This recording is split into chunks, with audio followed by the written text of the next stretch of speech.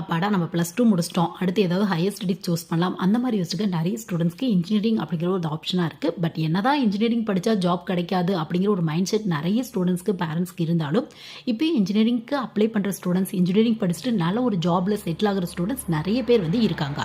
அந்த மாதிரி ஃபஸ்ட்டு ஸ்டெப்பே ஒரு இன்ஜினியரிங் படிக்க போகிறீங்க அப்படின்னா ஸ்ட்ரீம் சூஸ் பண்ணுறதெல்லாம் இருக்குது உங்களுக்கு.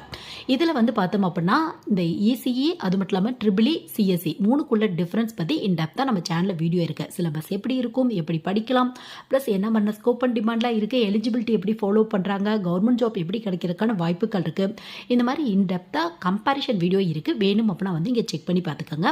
ஸோ இந்த மூணுமே பார்த்தோம் அப்படின்னா எவர்கிரீன் கோர்ஸ் அப்படி கூட நமக்கு சொல்லலாம். தமிழ்நாடு பேஸ் பண்ண ஒரு இன்ஜினியரிங் காலேஜ் அப்படின்னா கண்டிப்பாக இந்த ஸ்ட்ரீமே இருக்குது உங்களுக்கு. சிஎஸ்சி பொறுத்தவரையும் ஃபுல் அண்ட் ஃபுல் கம்ப்யூட்டர் ரெலவெண்ட்டான டாபிக் இம்பார்ட்டன்ட் கொடுத்துருப்பாங்க. இசி பொறுத்தவரையும் எலக்ட்ரானிக்ஸ் அண்ட் கம்யூனிகேஷனுக்கு இம்பார்ட்டன்ட் கொடுத்துருப்பாங்க உங்களுக்கு.